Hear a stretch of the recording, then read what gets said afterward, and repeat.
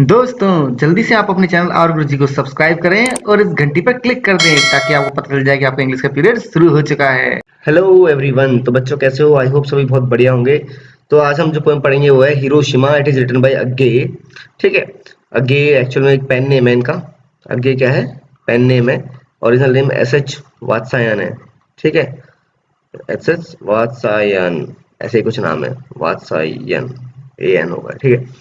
तो ये इनका फुल नेम है, परंतु पेन नेम से इनको दुनिया जानती है अग्गे। तो थोड़ा ऑथर के बारे में जान लेते हैं कि ये 1911 में पैदा हुए, 1987 में इनकी डेथ हो गई। ये मॉडर्न हिंदी राइटिंग मतलब मॉडर्न हिंदी राइटर है, बेसिकली हिंदी लिटरेचर के बहुत बड़े राइटर हैं मॉडर्न टाइम्स में। तो हम लोग इनका कंट्रीब्यूशन क्योंकि हिंदी लिटरेचर में है, इन्होंने वहाँ क्या किया वो हम वो डिस्कशन नहीं करेंगे क्योंकि वो हमारे फील्ड से बाहर है। हम लोग बेसिकली क्योंकि इंग्लिश लिटरेचर में इनका कंट्रीब्यूशन वैसे कोई है नहीं। ये जो पोएम है ये भी एक ट्रांसलेटेड पोएम है, मतलब हिंदी से इंग्लिश में ट्रांसलेट की गई है। तो ये नॉवलिस्ट भी रहे, पोएट भी रहे, क्रिटिक भी रहे, जर्नलिस्ट भी रहे, है ना? और साथ में आर्मी पर्सन भी थे। ये सेकंड वर्ल्ड वॉर में लड़े थे, आर्मी में भर्ती हुए थे। तो इनको युद्ध वगैरह इन सब की भी इन्फॉर्मेशन काफ़ी है कि किस तरह से युद्ध लड़ते हैं, क्या सीन होते हैं, क्या कंडीशन होती है। ठीक है। तो इनको साहित्य अकादमी अवार्ड मिला 1964 में, ज्ञानपीठ अवार्ड मिला 1978 में और गोल्डन रीथ अवार्ड भी मिल चुका है इनको। ठीक है। तो ये इनकी कुछ बेसिक इन्फॉर्मेशन है। बाकी हम हिंदी लिटरेचर में इनका क्या क्या कंट्रीब्यूशन था वहाँ हम लोग नहीं घुसेंगे। हम लोग सीधा टेक्स्ट पाएंगे। हिरोशिमा जो पोएम पढ़ने वाले हैं हम लोग। हिरोशिमा का नाम आप लोग सुना ही होगा पक्का, जिसने भी थोड़ी बहुत जीके पढ़ी होगी, हिस्ट्री पढ़ी होगी, हिरोशिमा के बारे में पता होगा कि सेकंड वर्ल्ड वॉर में जापान के दो शहर हिरोशिमा और नागासाकी इन पे बॉम्ब गिराए गए थे। तो हिरोशिमा पे भी एटॉमिक बॉम्ब परमाणु बॉम्ब गिराया गया था। तो अगेन ने उसी इंसिडेंट पर ये पोएम लिखी है। इनका नाम एस एच वात्सायन। ठीक है। तो अगेन इनका पेन नेम है। ठीक है। चलो स्टार्ट करते हैं without wasting any more time. ठीक है। टेक्स्ट पे आते हैं सीधा। ऑन दिस डे द सन, आज के दिन, इस दिन, द सन, क्योंकि पोइट ने पोएम बाद में लिखी है और वो उस डेट जिस दिन बॉम्ब गिराया गया था उस डेट पर बेसिकली उसको याद करते हुए पोएम लिख रहे हैं। वो डेट थी 6 अगस्त, 6 अगस्त 1945। तो 6 अगस्त को याद करते हुए मतलब उस डेट पर याद करते हुए ये पोएम लिखी गई है। तो बोलते हैं कि ऑन दिस डे, आज के दिन, इस दिन मतलब द सन, जो सूरज है ना, appeared, no not slowly over the horizon, यानी सूरज नजर आया परंतु क्षितिज में नजर नहीं आया। यानी जहां से क्षितिज किसको बोलते हैं, मतलब एक इमेजिनरी लोकेशन, काल्पनिक, कि भाई जहां पर धरती और आसमान मिल रहे हैं, जहां सूरज निकलता है, जहां सूरज छिपता है, उसको क्षितिज बोलते हैं। जहां पर ऐसा लगता है जमीन और आसमान मिल रहे हैं। तो उसी के लिए बोल रहा है ये आज के दिन सूरज उगा, सूरज दिखाई दिया, पर नो, नहीं, not slowly over the horizon, धीरे धीरे क्षितिज के वहां से चढ़ता हुआ नजर नहीं आया सूरज। मतलब सूरज नजर तो आया परंतु क्षितिज के वहां से निकलता हुआ। अब क्षितिज में से धीरे धीरे निकलता है, सुबह आप देखते हो आपको नजर भी नहीं आएगा कब वो ऊपर बढ़ रहा है, बहुत स्लो स्लो बढ़ता है ना। तो वैसे धीरे धीरे वो क्षितिज होराइजन की तरफ उगता हुआ नजर नहीं आया, दिखा तो सही पर वहां नहीं दिखा। कहाँ दिखा फिर? But right in the city square, सीधे के सीधे शहर के बीचों के बीच दिखा। तो ये सूरज क्या है? ये सन एक मेटाफर है। It's a metaphor. किसके लिए? बॉम्ब के लिए। जो बॉम्ब गिराया गया है ना, उस बॉम्ब के लिए मेटाफर इस्तेमाल किया गया है। यानी कि वो बॉम्ब वर्ड इस्तेमाल नहीं कर रहा राइटर, बॉम्ब को वर्ड को रिप्लेस कर दिया है सन, सन से। यानी कि जैसे सूरज बहुत जोरदार तरीके से चमकता है, आंखें चौंधिया जाती है, उसी तरीके से बॉम्ब भी बहुत जोरदार फटा तो बहुत जबरदस्त रोशनी हुई। तो इसलिए सूरज और बॉम्ब का कंपैरिजन हुआ है, पर कंपैरिजन में उसने बॉम्ब वर्ड को रिप्लेस कर दिया है सूरज से। तो ये मेटाफर हो गया। जब इस तरीके से आप जिससे तुलना कर रहे हैं उस वर्ड से रिप्लेस कर दें तो उसे मेटाफर कहते हैं। ये इनडायरेक्ट कंपैरिजन होता है। सिमिली में हम तुलना करते हैं कि सूरज के जैसा, ऐसा बोलता मान लो कि वो बॉम्ब दिखा सूरज के जैसा, लाइक या एज वर्ड इस्तेमाल करके कंपैरिजन साफ साफ नजर आ जाता फिर। तो वो सिमिली होता है, ये मेटाफर है। तो आज के दिन सूरज दिखाई दिया पर नहीं, सिटीज की तरफ दिखाई नहीं दिया, होराइजन की तरफ दिखाई नहीं दिया, but right in the city square, कहां नजर आया? शहर के बीचों बीच। A blast of diesel powered over, एक धमाका हुआ, फिर आंखें चौंधिया गई, एकदम रोशनी फैल गई चारों तरफ, powered over. Not from the middle sky, परंतु आसमान के बीचों बीच से नहीं फैली ये रोशनी, वहां से नहीं है ये रोशनी। ये रोशनी कहां से आई है? But from the earth torn raggedly open, जमीन फाड़ के आई है।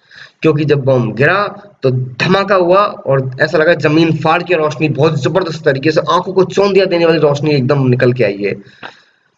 Human shadows, dazed and lost, pitched in every direction. इंसान की परछाई, dazed and lost, एकदम मतलब चौंधियाई और फिर गायब हो गई। पिच्ड इन एवरी डायरेक्शन, हर तरफ बिखरी हुई, मतलब चारों तरफ हर दिशा में जहां जहां इंसान नजर आ रहा था, ह्यूमन जहां जहां था, ऐसा लगा वहां पे उस इलाके में एकदम परछाइयां दिखी और गायब गायब हो गई सब डायरेक्शन में, चारों तरफ यही मंजर था। दिस ब्लेज, ये जो चमक चौंधी आने वाली ये अग्नि, ये जो निकली, ये आग निकली, this blaze not risen from the east, ये आग पूरब से नहीं निकली, यानी पूरब से कौन निकलता है? सूरज निकलता है ना।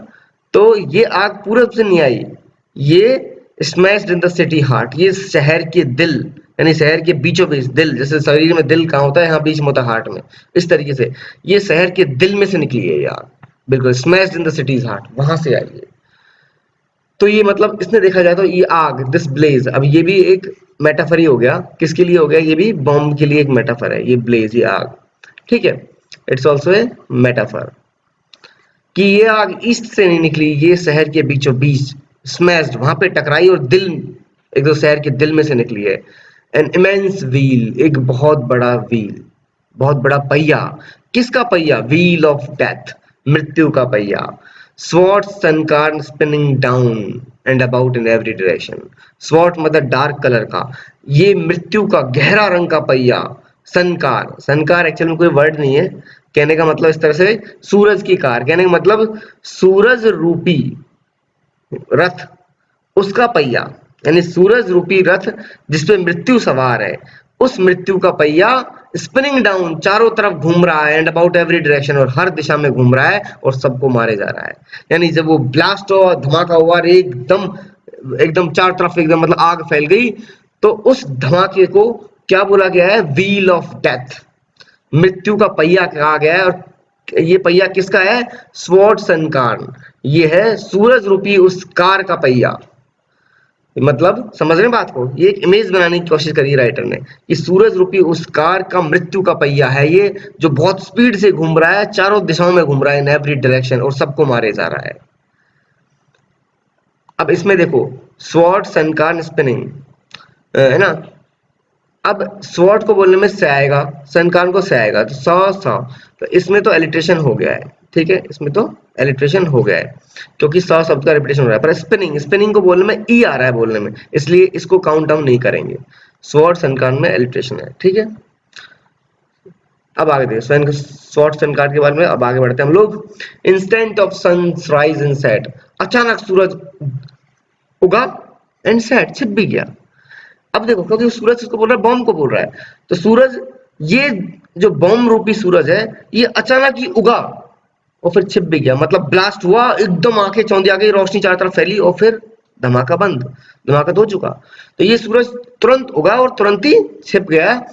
Vision annihilating flare one compressed afternoon, आंखों को अंधा कर दे, मतलब विजन एनाइलेटिंग मतलब कुछ ना नजर आने वाला, विजन मतलब जो नजर है, एनाइलेटिंग मतलब जो खत्म कर दे, यानी कि क्योंकि इतना जोरदार उजाला हुआ, फ्लेयर, कि भैया कुछ भी नजर नहीं आता। विजन एनाइलेटिंग मतलब आंखों को ना दिखने वाला, आंखों से ना दिखने वाला, आंखों को इस तरह से कर दे कि आंखें कुछ देख ना पाए।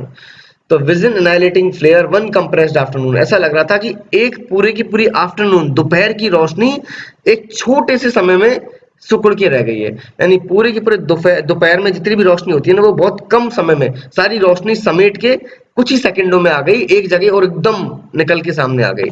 तो vision annihilating flare one compressed afternoon, एक पूरे के पूरे दोपहर की रोशनी कंप्रेस करके, सिकुड़ करके कुछ ही क्षणों में इकट्ठी कर दी हो जैसे, और उसने एकदम सबको अंधा बना दिया हो। विजन एनाइलेटिंग फ्लेयर, उसने सबको, उसका विजन मतलब लोग देख नहीं पा रहे हो, एकदम आंखें चौंधी आ गई और कुछ नजर नहीं आया, ऐसा लगा पूरी दोपहर की रोशनी कुछ ही क्षणों में, कुछ ही पल में समेट के रख दी गई और एकदम सबके सामने उजागर हो गई हो।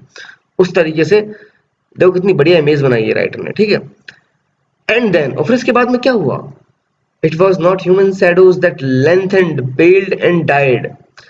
उसके बाद में ये human shadows, it was not human shadows that lengthened, paled and died. ये इंसान की परछाइयां नहीं थी जो एक्चुअल में मर गई थी, कहने का मतलब lengthened, paled and died मतलब फीकी पड़ गई फिर मर गई, कहने का मतलब है इंसान खत्म हो गया ना, चारों तरफ लाशें बिछी हुई हैं। तो ये बोल रहा है ये इंसान की परछाइयां नहीं है। It was man suddenly become a mist, ये तो खुद इंसान ही है जो कि धुंध बन गया एक ही झटके में, मिस्ट, धुआं, फुट, गायब, एक ही सेकंड में राख, धुंध, हवा बन गया बिल्कुल, मतलब it was man suddenly become a mist then gone, एकदम धुआं बन गया और फिर गायब हो गया। पर द शैडोज स्टेज, परंतु परछाइयां पीछे रह गई। इस पोएम में शैडो जो शब्द है ना, उसके कई सारे मीनिंग्स हैं। शैडो इंसान के इंटेंशन के लिए भी है, क्योंकि ये बॉम्ब इंसान ने बनाया था, इंसान की करतूत है, तो उसकी इंटेंशन ही बेकार थी, काली। शैडो कैसी होती है? परछाई काली होती है, तो इंसान की इंटेंशन ही काली थी, काले इरादों से बनाया गया था ये बॉम्ब, देखा जाए तो, ठीक है।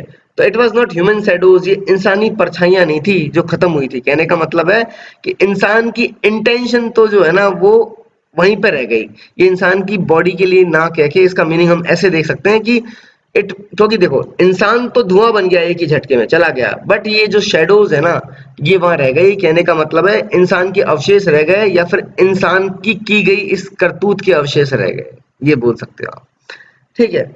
द शेडोज स्टेज, परछाइयां पीछे रह गए, यानी इंसान का ये जो कारनामा है ये पीछे रह गया। ये क्या छोड़ गया पीछे?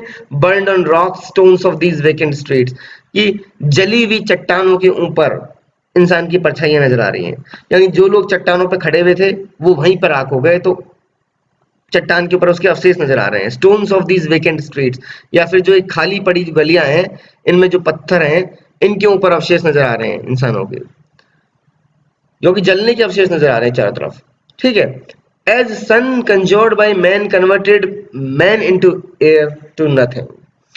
अब ये जो सन है, ये जो सूरज है, यानी ये सूरज किसको बोला है? बॉम्ब को। ये जो सूरज है कंजर्ड बाय मैन, ये इंसान के द्वारा बनाया गया है। Converted man to the air, और इसने इंसान को ही हवा बना दिया, यानी जिस बॉम्ब को इंसान ने बनाया उसी बॉम्ब ने इंसान को हवा बना दिया, टू नथिंग, किसी कुछ भी, मतलब उसका कोई वैल्यू ही नहीं छोड़ी, नथिंग, उसको जीरो बना दिया बिल्कुल, मतलब उसको गायब कर दिया, उसको खत्म कर दिया एक ही झटके में। White shadows singed on the black rock give back man's witness to himself, और जो सफेद परछाइयां हैं singed on black rock, यानी कि चट्टाने तो जल गई, ब्लैक रॉक, चट्टाने तो जलने की वजह से काली पड़ गई है, और उनके सहारे कोई इंसान खड़ा होगा तो वो परछाई सफेद नजर आ रही है, क्योंकि ऑब्वियस सी बात है जब इंसान जहां खड़ा है तो चट्टान वहां जलने से बच गई, क्योंकि आप जिस चट्टान के सहारे मान लो टच में खड़े हो तो आप तो राख हो गए, और आप क्योंकि आपने चट्टान को बचा लिया तो चट्टान का बाकी हिस्सा था पूरा काला पड़ गया, ठीक है, और जहां आप टच होके खड़े थे वहां वो व्हाइट व्हाइट रह गया है। तो व्हाइट शैडोज, इसलिए उसको सफेद शैडो बोला गया है। ये white shadows singed on the black rock, जली हुई काली चट्टानों पे सफेद परछाइयां नजर आ गई।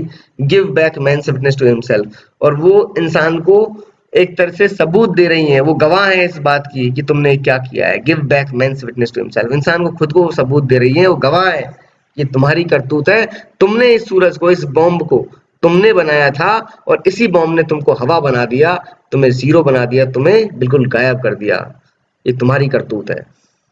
समझ में आई पोएम? पोएम बस इतनी है, परंतु देखो पोएम में बॉम्ब का डिस्क्रिप्शन है वो कितना गजब का लिखा है राइटर ने, ठीक है।